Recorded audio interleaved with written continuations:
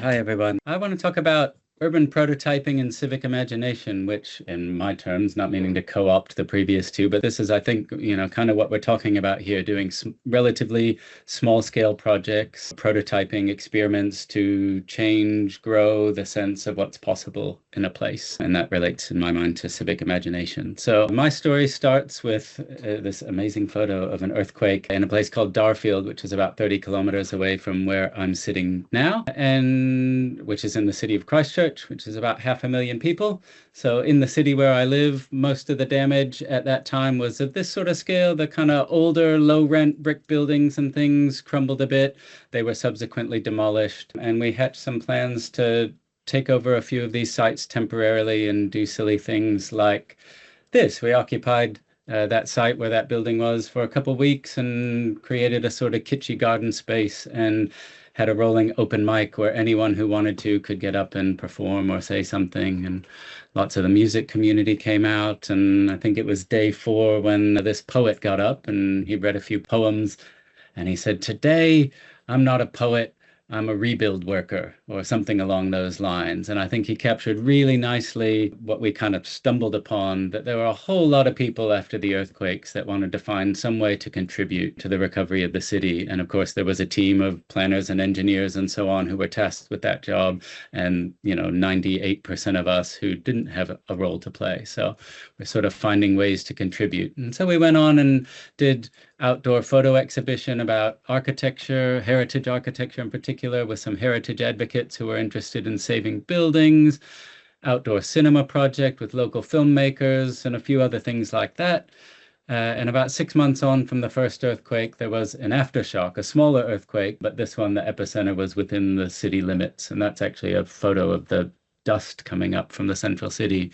So it resulted in about 70% of the buildings in the downtown area being demolished in the end, which is quite staggering. So we tried to stop doing what we'd started doing because it seemed irrelevant with the scale of the disaster, but a lot of people started getting in touch, like librarians when all the libraries were closed, and said, "Please, can we do some book lending projects?" And so we kind of became a catalyst for a lot of other people's sort of creative placemaking projects, sort of odd book exchanges and refrigerators and other implements, often taking over vacant sites, privately owned sites. We created a mini golf course that was spread out around the city where you would play one hole and then see the address of the next one and walk 6 minutes. And so trying to get people exploring the devastation of the city or going back into areas where they hadn't been.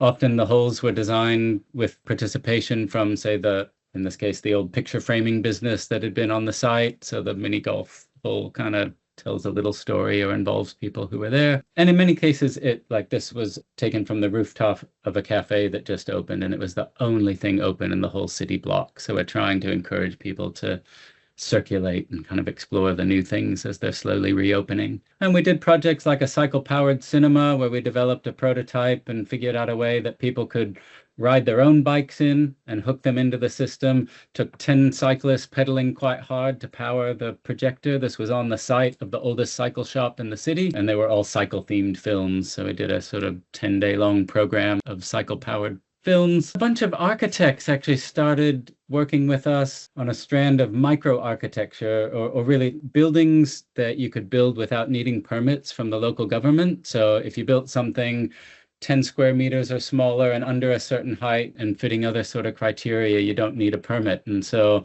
we built an off-grid office for ourselves and perched on a vacant site. And then someone started a little coffee thing next door, kind of inspired by our office. And then it became kind of architecture one-upsmanship, where people looked for the gray areas and the loopholes in the rules and go, "Oh, well, what if we build a big awning that doesn't actually count towards the floor area," and so on.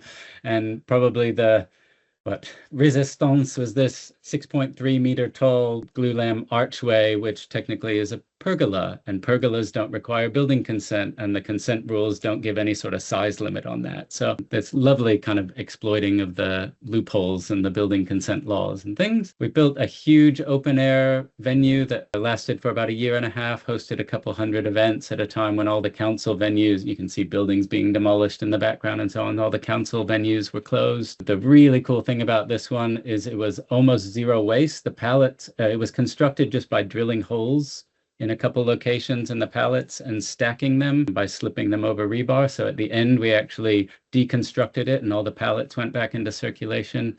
And it also meant that volunteers could be involved building it. So about 80% of the labor, about 300 volunteers helped actually build the structure. So that sense of participation and the stake it grows in that.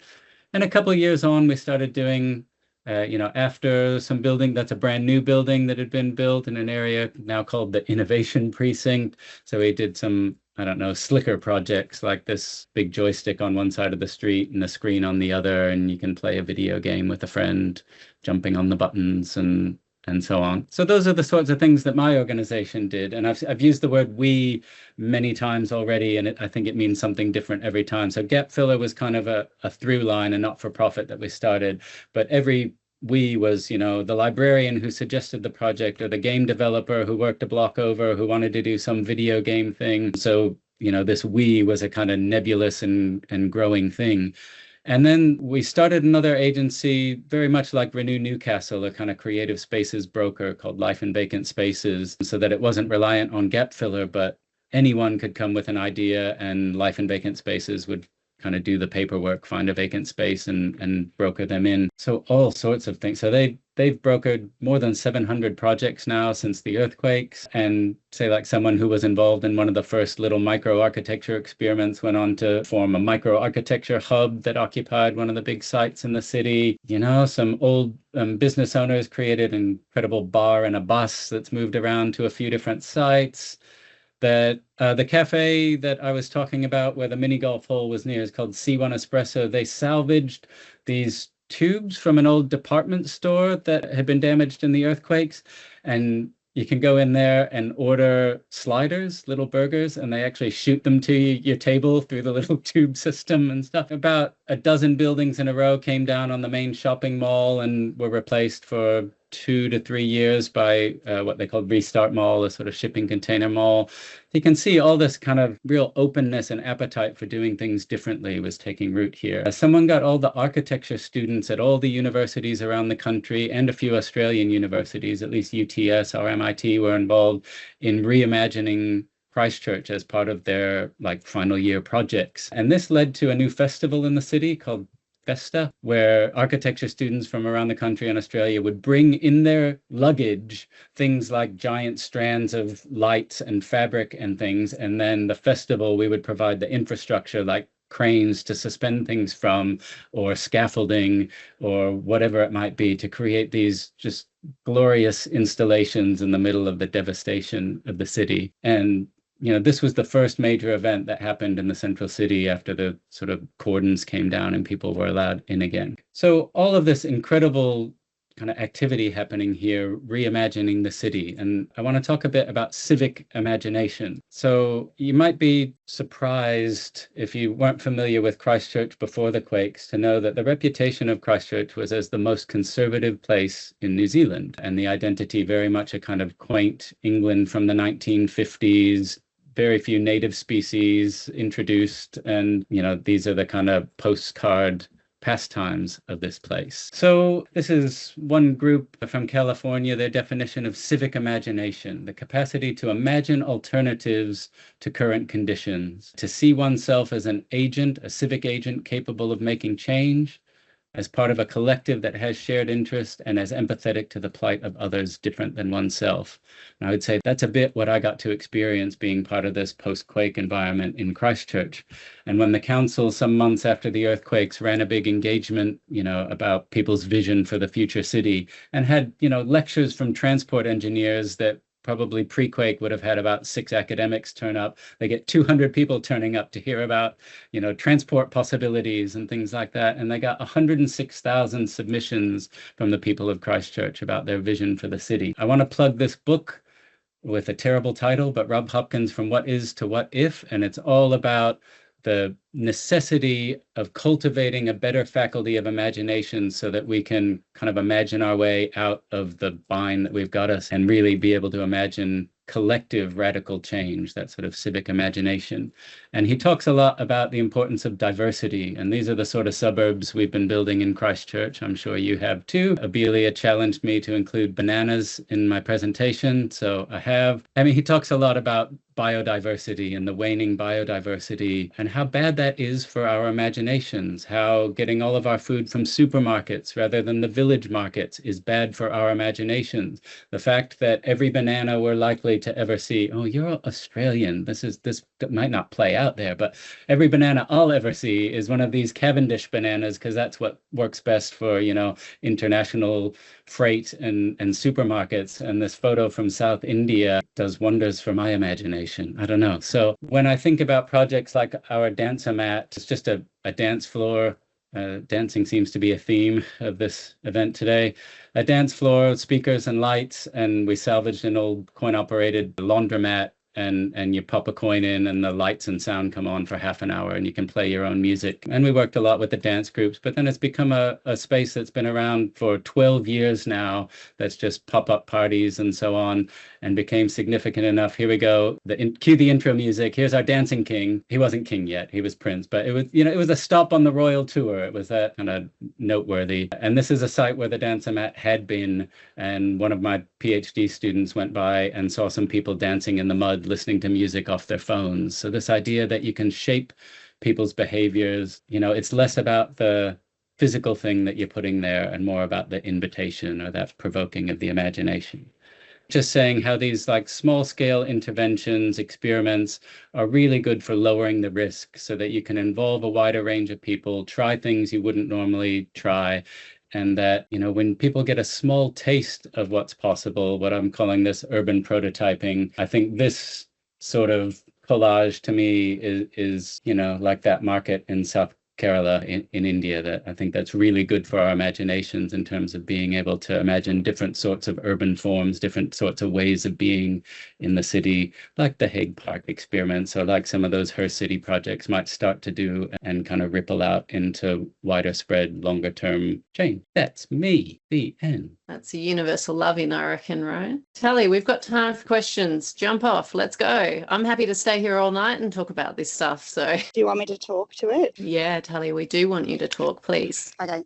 I've just delivered my son to water polo training. Well done, Mum. Yeah, that was great. Yeah, I mean, I've heard your stuff before and I really love it. But I guess in our work, and Sarah Brittle works with me over at Whitlam Display Village, and what we're lacking is I'm not quite sure what to call it, but I just called it a gravitational force of humanity.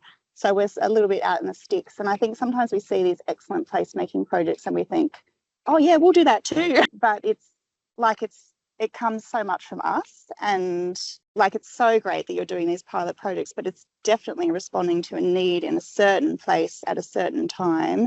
And I'm picking up that we're missing that quite a lot. We so miss that in so much of what we do. Everything starts with relationships, right?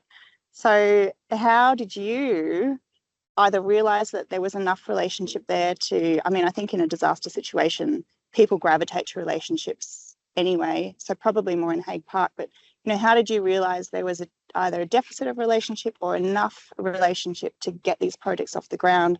Or how did you go about developing that relationship capital to be able to make these projects a success? That's my long-winded question. Firstly, those of us that started Gap Filler had been working in the arts in this place for 15 years, and so had quite extensive networks. Most of our projects were in the Central City mixed-use area, which is more everyone's place than a suburb. I would say it's important to acknowledge that a lot of stuff like this that's happened all around the world comes from a position of privilege, where even not only being white middle class, but having been in a position where, my partner lost job after the earthquakes, but I was still employed at the university, had a good income, and we could afford to say, just put some energy into community projects for a few months. And those were a lot of the people who led projects like this came from a similar position. That's where I think that aspect of civic imagination, being empathetic to others different to yourself. You can't expect the people who are the most vulnerable and most affected after a disaster, or in your city, not after a disaster, to be the leading civic actors. So I think there's something we have to grapple with around privilege and using privilege in a more democratic way. And then like related to that, I think there's a real important relationship between those sort of propositional projects, someone to kickstart something and just try it and go, well, what about one of these? It feels about right for here. What do you think? And the more deep relationship, engagement-based, community-led, genuinely community-led. What are the ideas coming up from the community? But those two things were, because of what we're talking about, if people aren't exposed to something, you can't expect them necessarily to suggest those sorts of ideas. So you give a taste of something and then you talk to them again and they have some new ideas. And then you try one of those ideas with a twist and then you talk to them again and there's some more ideas and so there's a nice kind of relationship between the arguably privileged propositional model and the community-led.